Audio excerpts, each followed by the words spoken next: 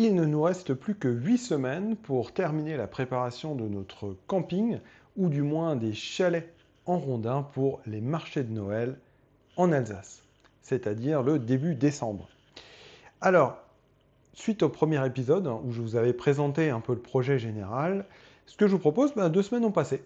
C'est de vous faire un état des lieux de ce qui a avancé, de ce qui n'a pas avancé, et de là où on en est, transparence entre nous pour vous aider aussi à éventuellement monter vos propres projets. Alors, du côté administratif, tout d'abord, c'est simple, rien n'a avancé. Voilà, alors, je sais que du côté de la mairie, qui donc possède le terrain et des infrastructures, il y a eu un travail qui a été fait auprès des services de la préfecture pour vérifier le contrôle de la légalité de toute la procédure, et notamment du bail amphithéotique qui serait signé entre notre nouvelle société et la commune pour la mise à disposition de cet espace-là afin qu'on l'exploite pendant une période donc de 18 ans, puisque c'est ce qui est prévu dans la négociation du bail.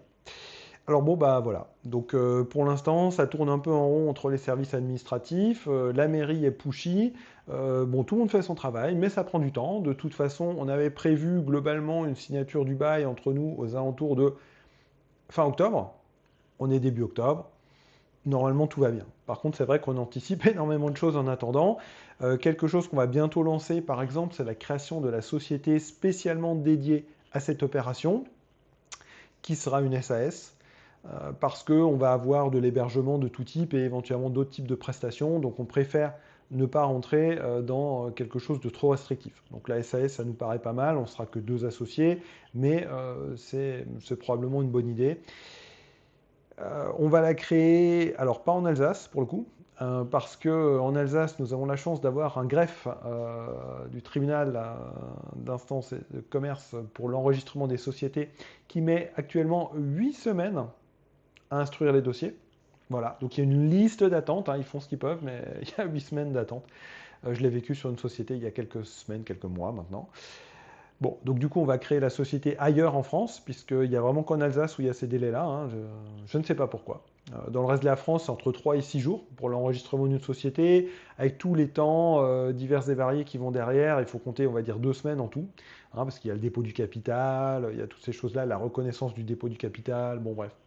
On va considérer qu'il faut 2 semaines. Donc, ce qu'on va faire, c'est que très bientôt, donc, on va lancer ça un peu n'importe où en France, à un endroit où ça va vite, et on se mettra dans une société de domiciliation au démarrage.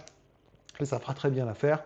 Et on verra si plus tard on la déplace ou pas, parce qu'on n'a pas tellement l'intention de mettre une boîte aux lettres non plus au niveau du camping. Donc à voir. Donc côté administratif, ça n'a pas trop avancé, mais bon, on le savait. Ensuite, sur le côté technique, donc là, on a pas mal commencé à verrouiller tous les aspects de l'organisation logistique. On a trouvé la personne qui s'occuperait du nettoyage et de l'entretien. On en a même trouvé une deuxième. On a obtenu du devis qui nous convient, à la fois pour le nettoyage initial des chalets et puis dans la durée après, tout ce qui est chalet, tout ce qui est buanderie et tout ce qui est cabane dans les arbres. Ça, c'est pour la saison 2026. Donc là, on a quelqu'un de bien qui habite à 4 minutes à pied, donc c'est formidable. On a trouvé aussi quelqu'un qui pourrait s'occuper du montage de meubles, qui sera nécessaire au début, parce que là, tout est vide, tout est vide.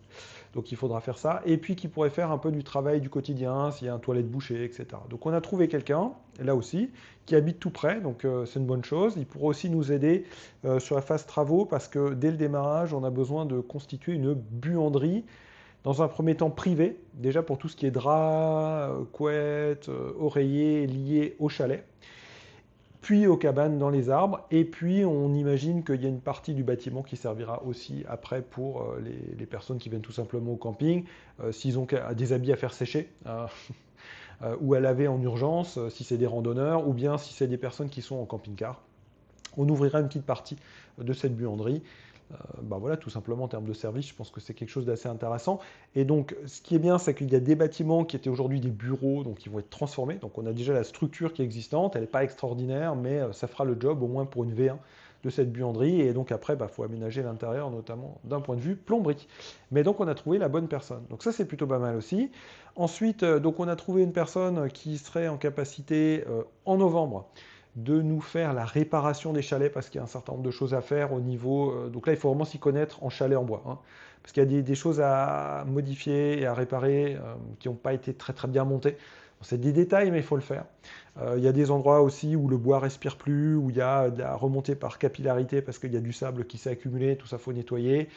Il y a des endroits, il y a de la zinguerie à refaire. Voilà, il y a des petites choses comme ça à droite à gauche, rien de grave, mais quand même il faut le faire. Il y a une terrasse aussi sur laquelle il faut changer une poutre. Il y a des lattes de terrasse à changer qui ont pris un peu cher et qui ont pris un peu le champignon parce qu'on est en pleine nature, hein, donc voilà.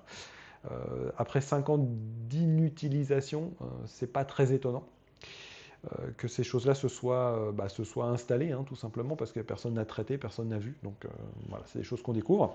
Mais donc ça se passe plutôt bien, point de vue technique. On a aussi négocié, c'est important, le tarif de notre channel manager pour ce camping, parce que bien évidemment, pour après le proposer tous les types d'espaces, donc à la fois les chalets en rondins, les cabanes dans les arbres, les espaces de camping-car et les espaces pour tentes, on va faire du glamping aussi et tout ça.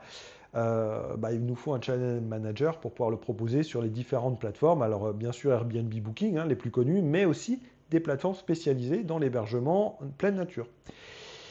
Et ça, c'est pas simple parce que, en général, le modèle économique de ces plateformes de channel management, qu'on connaît bien, hein, qu'on utilise beaucoup, surtout mon associé qui a énormément de lots en location courte durée, eh ben, c'est que c'est en facturation au logement. Alors ça fonctionne bien pour le camping, ça fonctionne, en tout cas pour la partie chalet, pardon, ça fonctionne déjà moins bien pour les cabanes parce qu'on ne va pas les exploiter 12 mois par an. Donc payer l'abonnement 12 mois par an, alors qu'en réalité, il y aura une exploitation sur 6 mois à peu près des cabanes. Bon, et alors la partie camping, c'est encore pire, parce qu'il y a une trentaine d'emplacements, mais ils ne seront jamais complètement pleins, et payer à l'emplacement un plein pot d'un logement, c'est ridicule. Donc il a fallu discuter, négocier, expliquer, etc. Donc ça s'est bien passé, donc on a un nouveau devis, on est bien. Là-dessus aussi, donc on est pas mal. On a aussi fait appel dans ces 2 semaines, il s'en passe des choses quand même en 2 semaines, hein. On a fait appel à quelqu'un qui s'occupera de la décoration. Donc il nous a fait une liste, la liste du Père Noël, quelque part, de tout ce qu'il faudrait qu'on achète pour déjà, dans un premier temps, les 2 chalets, donc en termes de literie, en termes de cuisine, en termes d'accessoires, en termes de table, de chaises, enfin, canapé, toutes ces choses-là, pour rendre un environnement extrêmement cosy, hein, puisque déjà on a la chance d'avoir des fustes, comme on appelle ça, donc des chalets rondins, donc on va vraiment créer une ambiance très très cosy à l'intérieur. Et bah voilà, donc elle nous a fait la liste, c'est prêt. Donc il y a essentiellement du Leroy Merlin, du Ikea, et puis un peu d'Amazon pour certains aspects, notamment pour la partie literie, parce que les deux autres, bah, ils proposent rien de considérablement intéressant, hein. Ikea, la literie, c'est pas terrible. Voilà, donc là sur Amazon, on a des choses bien, des choses qu'on a déjà achetées pour d'autres logements, location courte durée classique, hein, meublés.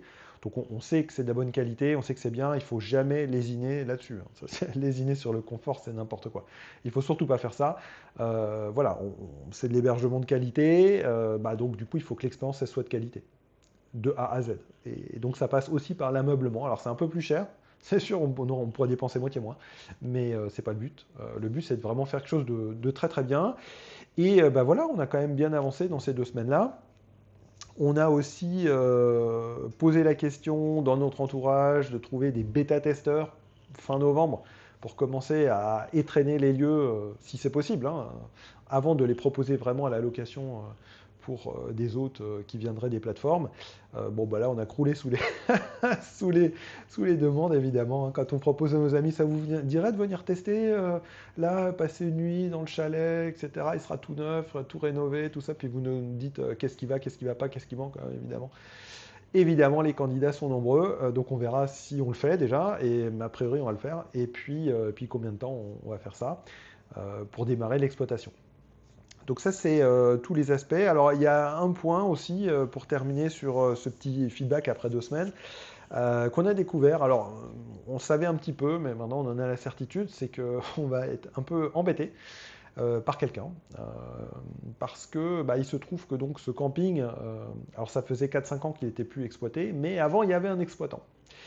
Et il y a eu un litige entre cet exploitant et la commune donc, qui possède aujourd'hui le terrain et les infrastructures. Litige qui s'est résolu, hein, parce qu'il y a eu des décisions de justice, donc là-dessus, il n'y a pas vraiment de question, sauf que, bon, du point de vue de l'exploitant, il estime qu'il n'a pas eu tout ce qu'il voulait. Et donc, il nous a joyeusement contacté par téléphone. Il nous a appelé pour nous dire que globalement, si on ne lui respectait pas ses exigences A, B, C, D, globalement, c'est du cash, quoi, hein, des choses dans le genre, eh ben, il allait venir nous en pendant notre exploitation. Et voilà, donc ce sont des menaces qui ne sont même pas voilées. C'est intéressant quand même de démarrer un projet comme ça. Donc la première chose qu'on va faire la prochaine fois qu'on y retourne, c'est de passer en gendarmerie pour déposer une main courante, histoire de marquer un signal, comme quoi, bon, ben voilà, il y a eu ce fait, parce que, bon, ben voilà, des menaces, alors pas sur nous physiquement, mais sur l'infrastructure, et on sait que ce n'est pas des menaces en l'air, puisque on sait que par le passé, ce charmant personnage a déjà eu l'occasion d'aller mettre, par exemple, de la colle dans les serrures. Alors, c'est bon enfant, on pourrait dire, c'est pas très méchant, et ça va mettre personne en danger, mais sauf que le problème, c'est que quand vous êtes un hôte et que vous arrivez à 22 heures et que vous avez juste envie d'aller dans votre chalet en rondin et que la serrure, elle est collée, bah, c'est pas terrible, quoi. C'est pas terrible du tout, donc nous, il faut qu'on se prémunisse de tout ça. On va aussi mettre en place un système de vidéosurveillance, du coup, c'était pas prévu, mais on va le faire. Ce ne sera pas facile parce qu'on est sur un domaine pleine nature qui n'est pas cerné par 12 mètres de fil barbelé autour. Les animaux circulent dedans, donc, et c'est fait pour, et c'est tant mieux comme ça. Mais donc, ça va pas être évident. Voilà.